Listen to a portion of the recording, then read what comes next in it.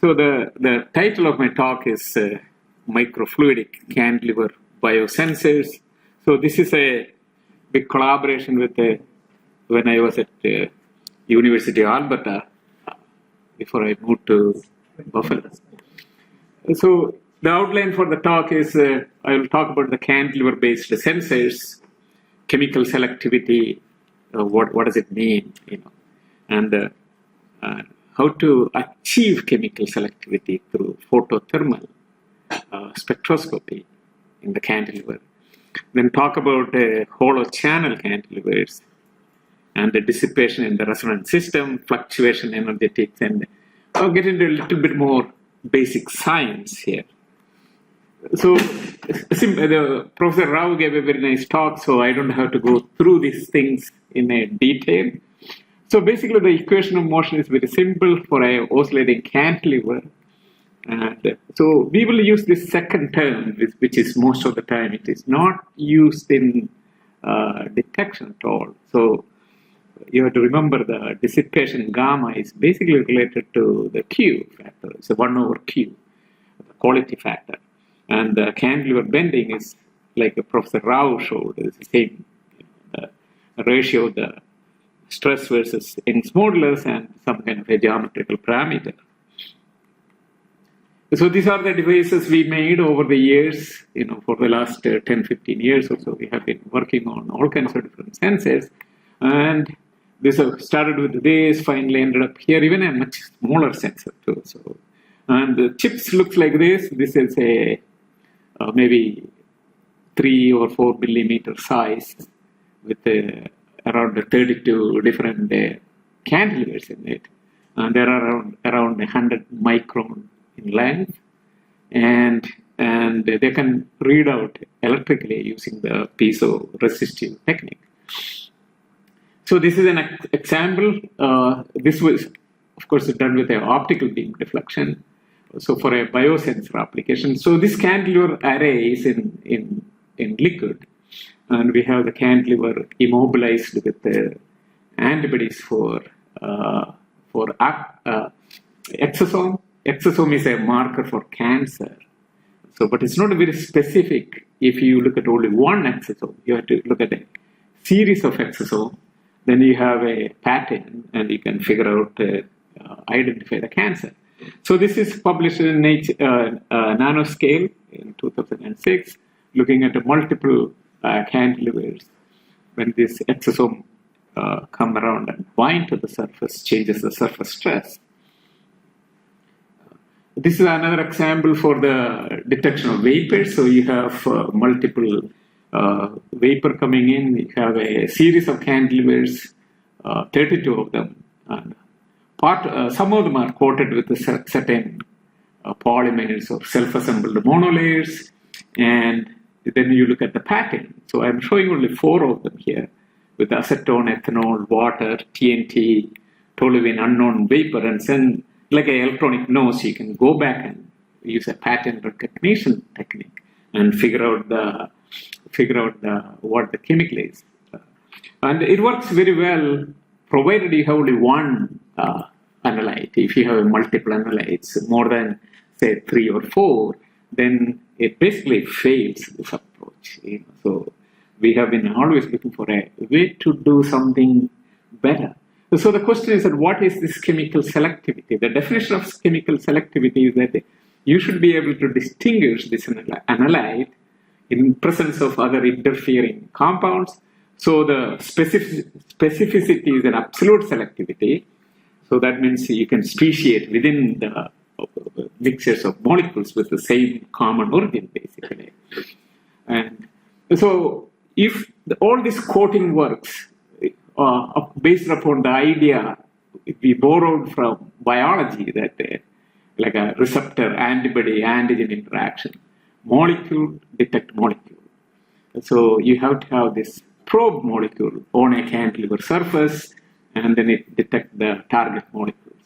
So the problem comes is that when you have a very the small molecule, then it is very difficult to get a high selectivity, because we want the molecule, whatever is absorbed on the surface to dissolve So we need a temperature KT, the room temperature. So it should be basically van der Waals interaction. If you go up in energy, you can of course get a high selectivity, but then reversibility is a problem.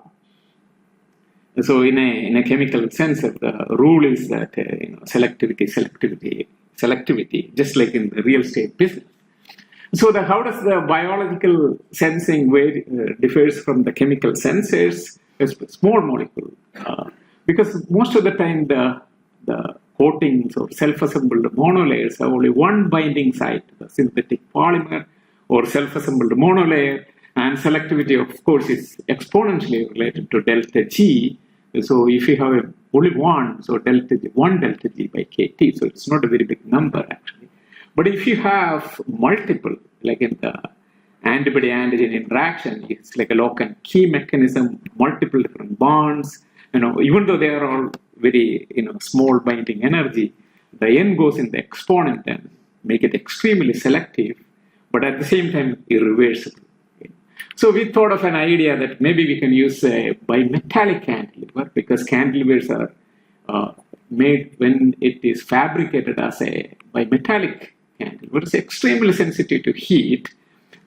We just put, for example, some gold, say 0.32 times the thickness of the cantilever, gold coating on the cantilever, and this is the sensitivity. It's extremely sensitive. It can detect a millikelvin at room temperature.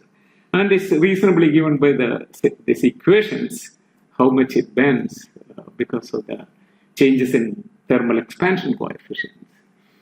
So we make a cantilever bimetallic and exposing it to a light from mercury arc lamp. You're bringing wavelengths one at a time. And this is the cantilever bending. And you can actually pick up all some reason the picture doesn't look good, but you can, very high resolution, you're detecting it mechanically. So this is not a Beer-Lambert's principle that you use it in FTIR and the ATR and so on. This is you're mechanically detecting of the cantilever bending as a function of photons coming in. So you can actually, if there are absorbed molecule or adsorbed molecule on the surface, you can vibrationally excite them. And of course, the density of states are so high, so they can bring down, basically heating. So it's converted into phonon, and basically cantilever will bend as a function of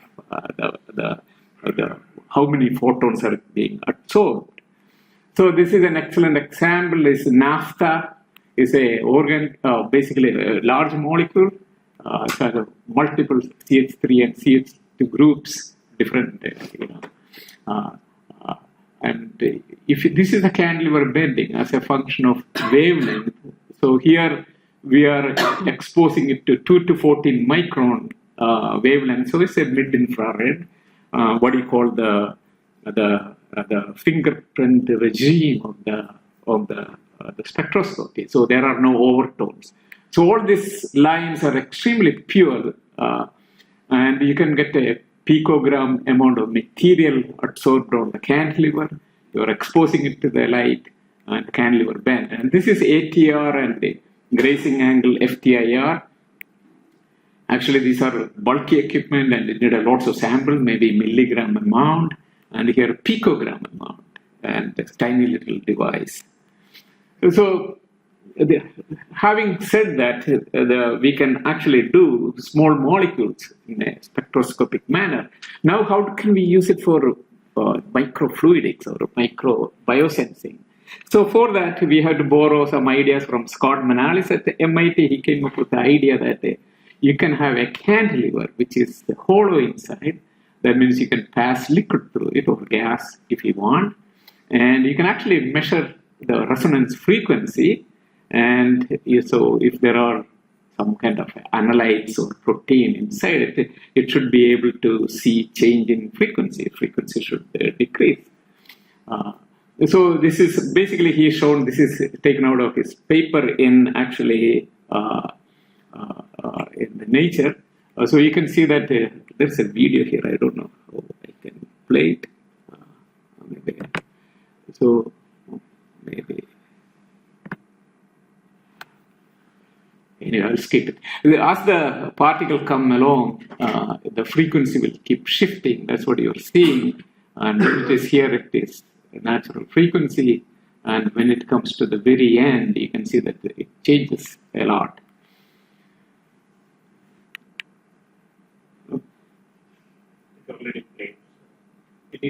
Oh, okay. Oh, that's what is happening. Okay. Okay. So you can actually make this E. coli or something go back and forth. And this is, he published this in the Nature, actually. And you can see the frequency shift as the particle come through and then go back. So we decided to make a similar type of device, but slightly different from that of Scott. So we have a plain cantilever and also a microfluidic channel on the top of it. And so it looks like this. So this is the little hollow channel on the top of the fluidic channel on the cantilever. And it's around 3 micron in size, height. So you can actually pass liquid through it. There's an inlet and outlet. These are the different cross-section of the device, actually. So this is published in Lab on a Chip in 2014. So you can actually now do all kinds of different things, more than what the Scott can do. So if you look at this cantilever, now you can vibrate it, like what Manali's is doing. You can measure the density. You can actually find out the analyte, mass of the analyte inside the cantilever. Or you can also look at the resonance frequency and look at the key factor, which is the frequency divided by full width at half maximum. And then you will get if you put the highly viscous liquid, you can see that there is a shift as well as the key factor changes. You can also shine the light, because this is only 3 micron and this is basically silicon nitride. So it's a transparent to the infrared. You can actually shine different wavelengths, including UV, visible, IR, and you can get a spectroscopy. So what happens is that molecule absorb this light, they started vibrating, and vibration produced just enough heat to make the cantilever hot. And since this cantilever is bimetallic, they will bend. So if you change the wavelength, you should be able to get the spectrum of the molecules inside this thing. And remember that it's only 50 picoliters of solution inside it. So you can get the chemical composition of this thing. You can also heat it with the IR pulses or heat pulses, and then look at the amplitude as a function of time, and you can get to the thermal properties. So there are all kinds of different things that you can do with this little device. So we filled this with amphisilin sodium salt and exposing it to different wavelengths. Now it is given in wave numbers. And this is the bending amplitude as a function of you change the wavelength. And this matches perfectly well with what you get it from FTIR. And remember, this is only 50 picoliter of solution, actually.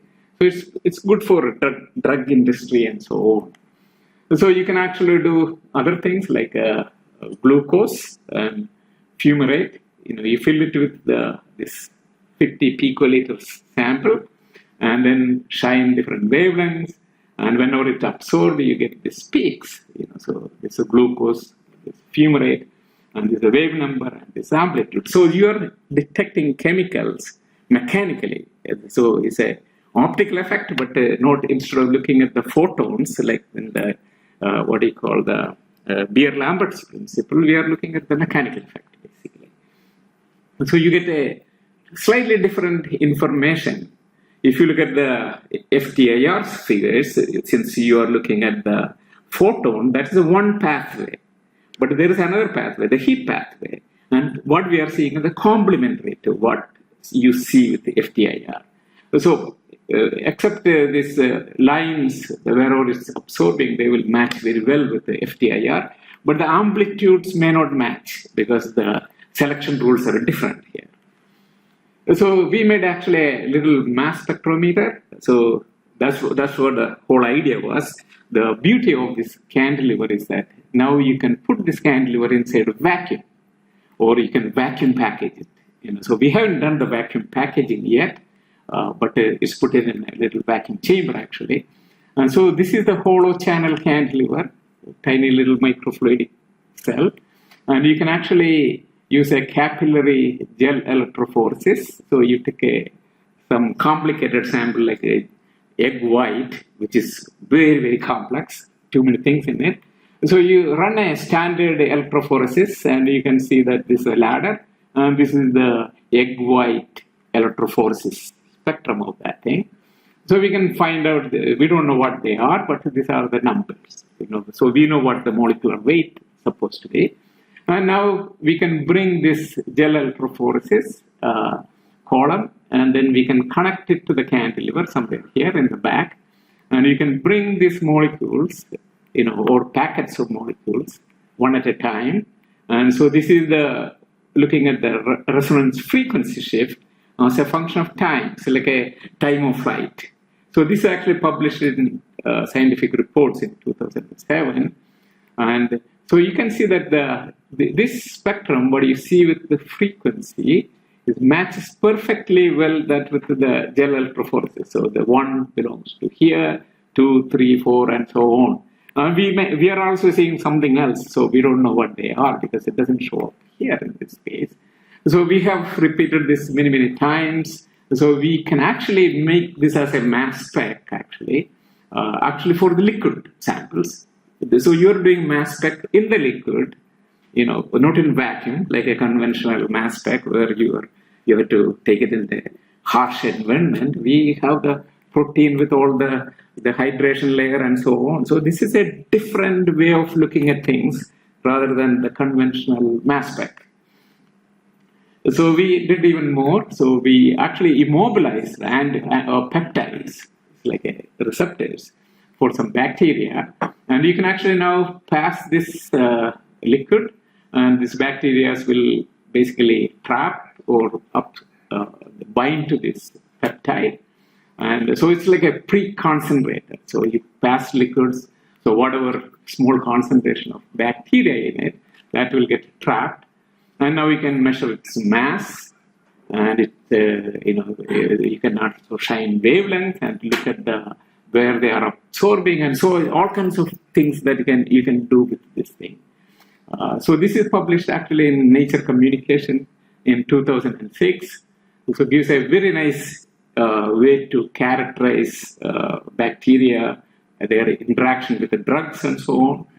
So now since we trap this bacteria inside, you can actually give them some food, the PBS buffer in the beginning, and then put the broth, sugar solution.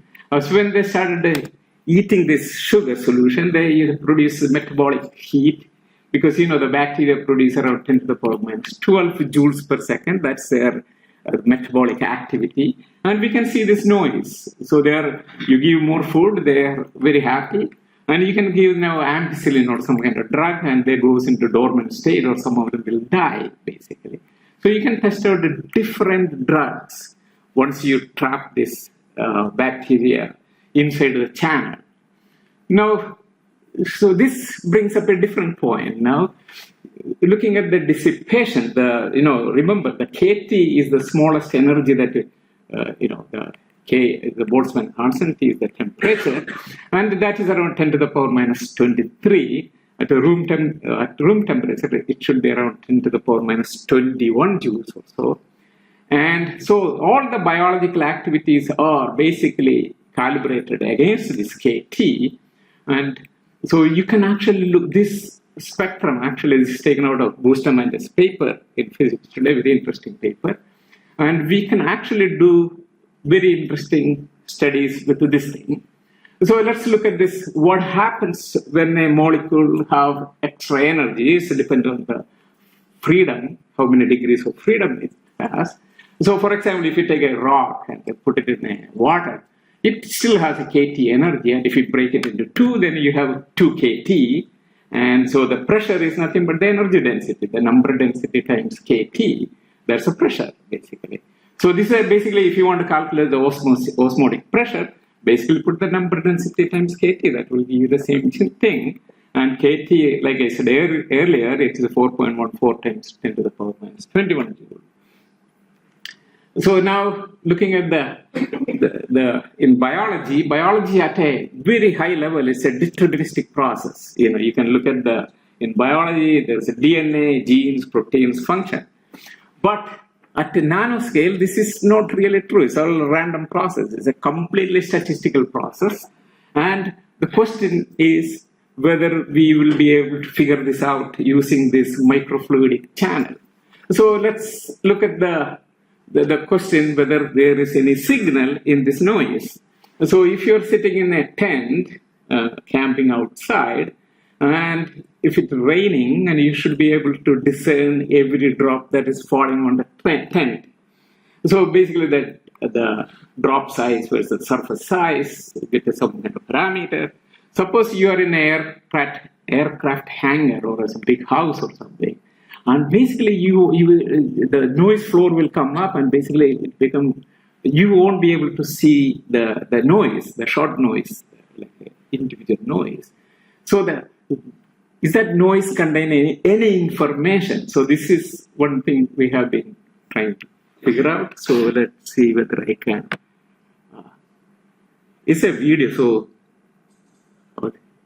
it's supposed to have a sound. Actually, it's taken out, so it's not going to work. There is sound in it. Anyway, that's okay. I didn't tell you guys this before anyway.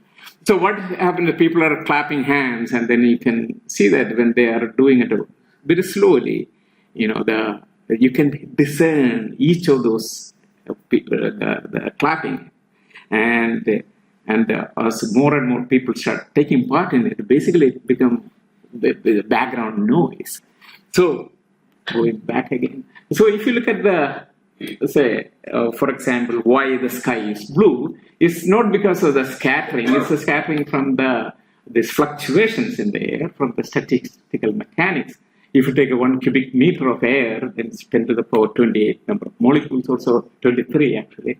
So square root of 10 to the power 23 is still a large number. But if you take, say, 10 nanometer by 10 nanometer, some cube or something like that, there's lots of fluctuation involved in it. So the question is that if we were to make this nanofluidic or microfluidic channel, will we be able to see this thing and get some more information out of this thing, right? So you can look at the dissipation. So in the cantilever, so like I explained, the dissipation is 1 over Q, basically. So we can actually come up with some kind of a parameter e to the power delta E, which is the fluctuation energy divided by KT, and this can be further divided into spatial and temporal component. A little bit more complicated to explain at the short time. So let's do an experiment. So we can take a DNA molecule. DNA is a double-stranded molecule, and you can put it inside this hollow channel cantilever and basically start heating it. And so double-stranded DNA started unraveling, and then it became 2 strands. So it basically energy increased, the number of, I'll finish it up.